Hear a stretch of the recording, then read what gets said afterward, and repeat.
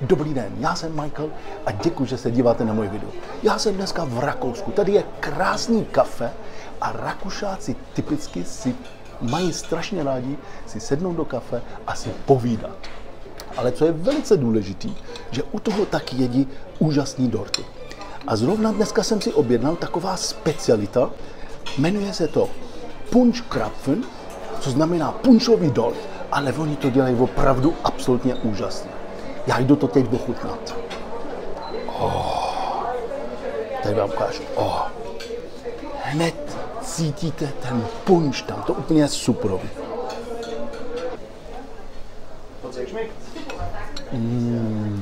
Wow.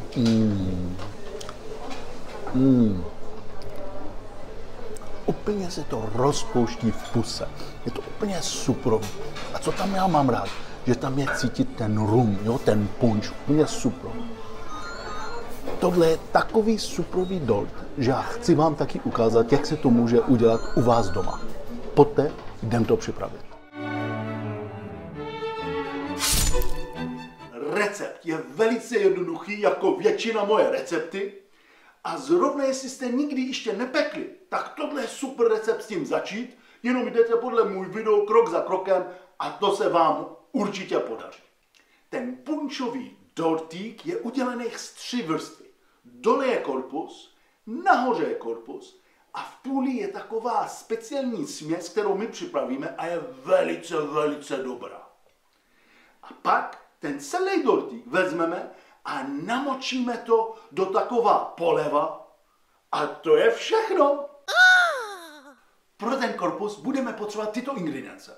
První a nejdůležitější jsou to čerství vejce, aby byly dobrý, aby se nám to podařilo. Pak normální cukr, hladká mouka. V případě, že máte alergii na hladkou mouku, není problém, můžete použít rozemletý mandle. Pak budeme potřebovat rum, ten dobrý český rum a vanila. Na ten střed budeme potřebovat tyto ingredience. Já až upeču ten korpus, tak ty kraje jsou všeobecně tvrdší. To znamená, já je takhle vykrojím a rozdrtím je a použiju do toho střed. Pak velice důležitý je marmeláda, ale marmeláda z merunky. A já doporučuji vždycky, abyste dělali marmelády u vás doma, protože to chutná 100krát líp, úplně suprový. A já tady jsem tenhle rok zrovna udělal marmeládu z meruněk a to do toho použiju. Pak velice důležitý je ten rum, protože to v půli zrovna, ten rum je silný tam a je cítit, je dobrý. Šťáva od pomeranče, z kořice, kakao a rozemletý mandle. Já používám rozemletý mandle, můžete taky použít rozemletý voříšky, je to úplně na vás. A jestli ten korpus vám nebude stačit, protože my jenom budeme krajit ten kraj, jo, tak můžete použít normálně máslový piškoty, které se dají koupit. Citronová kůra, aby to dalo takovou čerstvou chuť. A nakonec dám trochu sůl, aby to dostalo extra dimenze. Pak budeme potřebovat takovej nátěr a ten nátěr je udělaný z marmelády a z rumu, který namíchám spolu a já už udělám ten korpus. Tak budu natírat ten korpus tímhle a ono to dostane úžasnou chuť. A pro ta poleva já doporučuji koupit už fondant. Fondant se dá koupit už všude, protože to je takový to nejlehčí, nechceme dělat zase moc komplikovaný recept. A jestli koupíte bílej fondant, tak k tomu ještě je třeba přidat barvivo růžový, anebo přírodní barvivo, což je jenom 1 lžíce šťáva od řepy. Jo? Nedostane tu chuť, ale dostane tu hezkou barvu. A úplně nakonec, nahoru na ty dortíčky, je to typický, že se dá vždycky půl koktejlová třešeň a koktejlová třešeň se dá koupit už v pikle všude v supermarketech. Příprava toho korpuse je jednoduchá, akorát, že já chci, aby to bylo hodně nadejchaný. To znamená, já nebudu používat žádný kypřící prášek, nic, já chci, aby to bylo všechno přírodní, ale aby to bylo nadejchané. A to uděláme tak, že vezmu takovou mísu, do toho dám ty vejce a zamíchám je. Co budou zamíchaný, přidám ten cukr a zamíchám. Teď přidáme do toho trochu rumu, lžíce, 2 lžíce.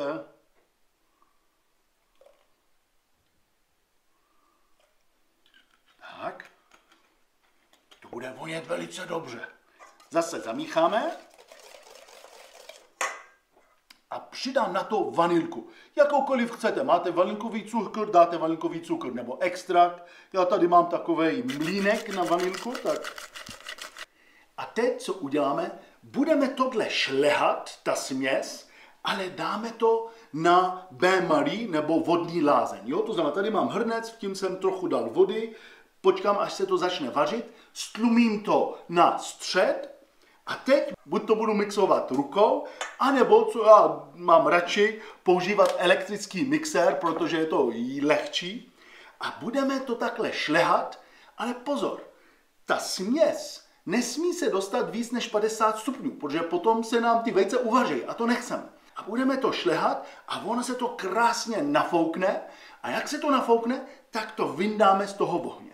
Tady vám ukážu, jak to má být, to znamená, dívejte se, má to jako být pěna, opravdová pěna, taková linka, dívejte se, jak se to dělá, žádný kousky tam nesmějí být, jo, to se z toho nesmí udělat žádný kousky. Teď já ještě budu šlehat minutu, ale budu to šlehat s tím ručným, protože to zase není už těžký, ale ono trochu to vychladne, ale taky se to líp stmelí. A teď poslední krok, já vezmu sedítko, vezmu tu mouku a dám tu mouku přes to sedítko, ale to je proto, že já chci, aby jsem udělal tenkou vrstvu nahoře, aby, když to budu míchat, aby se mi neudělaly takový kousky z toho. A na to poslední míchání, aby jsme tu mouku zamíchali s tím těstem, tak potřebujete takovou spatula, jo? Samozřejmě, jestli koupíte tu moje, tak to je to nejlepší. Ale tohle musíme dělat a bude se to dělat takovým způsobem, že nechceme zase, aby ten krém nám slehnul. Jo? To znamená, vezmu to takhle a otočím. A poslední krok, tady mám pekáč, pečicí papír a nalejem to na ten pečicí papír. Já teď takhle s tou spatulou to udělám tak, aby byla tenká vrstva, ale stejnoměrná všude. Tak a teď tohle dáme do trouby na 180 stupňů 12 až 15 minut. Budeme hlídat, aby nahoře se to udělalo do takový zlata. Tak, už to tady máme, dívejte se, je to krásně zlatý nahoře, což je super. A teď to necháme vychladnout. Korpus už nám vychladnul, už je takovej vlažnej. Já to otočím. A teď takhle opatrně budu to stahovat, ten pečicí papír. A teď já jenom ukrojím ty kraje, protože ty jsou trochu tenčí a taky jsou trochu možná více hnědý, jo? Tak proto já tohle vykrojím a dám to do mixéru a rozdrtím to. A teď budeme dělat tu střední vrstvu a já vezmu všechny tyhle ingredience a dám to do velké mísy a zamíchám to. Tady, jak jsem to zamíchal, tak vidím, že trochu je to takový ne tak tvrdý. A já chci to ještě stužit víc, to znamená, přidám trochu rozdrcený ty piškoty, jenom trošku, aby se mi to trochu víc stužilo. Tady mám ten korpus a protože budeme mít dole vrstvu korpusu a nahoře vrstvu korpusu, tak já vezmu nůž a rozpůlím tenhle korpus na půlku. A tady já jsem vzal trochu ty marmelády a přidám na to zase trochu rumu a to bude ten nátěr. Zamíchám to a já teď vezmu tenhle nátěr a dám to na ta spodní vrstva toho korpusu. A to přidá k tomu těsto úžasnou chuť. Jo? Ty merunky jsou trochu takový kyselý, teď ten rum udělá takovou tu úžasnou chuť. To bude suprový.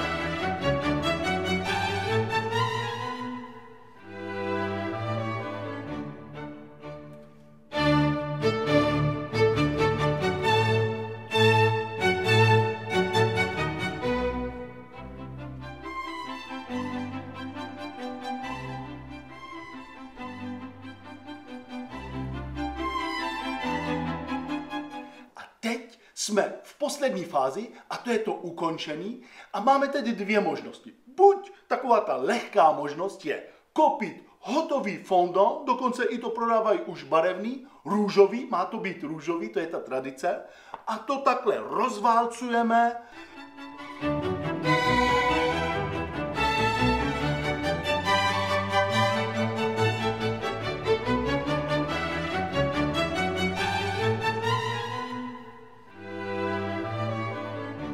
Nakrájíme na kousky.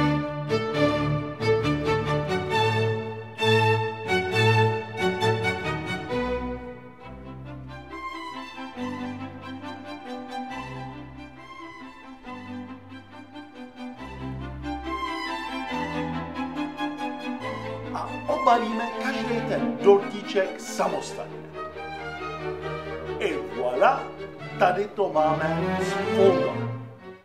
A nebo je taky druhá možnost a to je, že uděláme naše vlastní poleva a na to budeme potřebovat cukr, voda, dobrá bílá čokoláda a růžový barvivo. A jestli máte teploměr, to by bylo super. A nezapomeňte, že vždycky ingredience najdete v textové oblasti toho videa dole. Recept je jednoduchý, já vezmu tady pánev, do toho dám vodu, taky přidám cukr a zapnu plotnu. Zapnu to na maximum. Cíl tohodle teď je, že ten syrup necháme, aby se začal vařit a chceme docílit 110 stupňů. To znamená, je to relativně horký syrup a proto já budu potřebovat ten teploměr. V případě, že nemáte teploměr, není problém. Když začne se to vařit, tak to vezme cca 5 minut, aby jsme docílili těch 110 stupňů. Co docílíme těch 110 stupňů, tak vyndáme to z plotnu a přidáme tu bílou čokoládu. Ale protože ta bílá čokoláda je studená, tak ona zase, ta teplota jde dolů. To znamená, zase musíte to dát na plotnu a ohřát to a taky přidáme to barvivo. A potom budeme mít tu správnou polevu. Jestli náhodou uvidíte, že se vám to zhustilo moc, tak není problém. Přidejte na to vařící vodu a zase to rozmíchejte. Jo? Musíme najít tu správnou konsistenci. Tady vám ukážu, že to musí být hodně takový hustý, jo? Ta poleva. Dívejte se. No, je to dost hustý.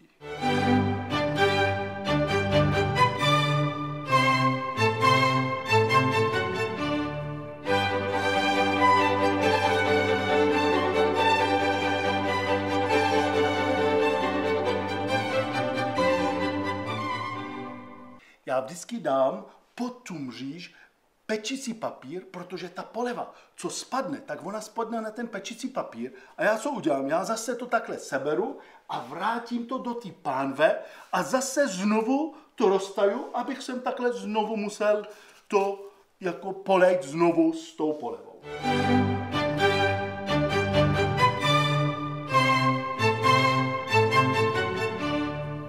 A tradice, že dáme vždycky na ty dortíčky půl koktejlová třešeň, taková dobrá červená, takhle, et voilà, podívejte se, jak to vypadá úplně suprově.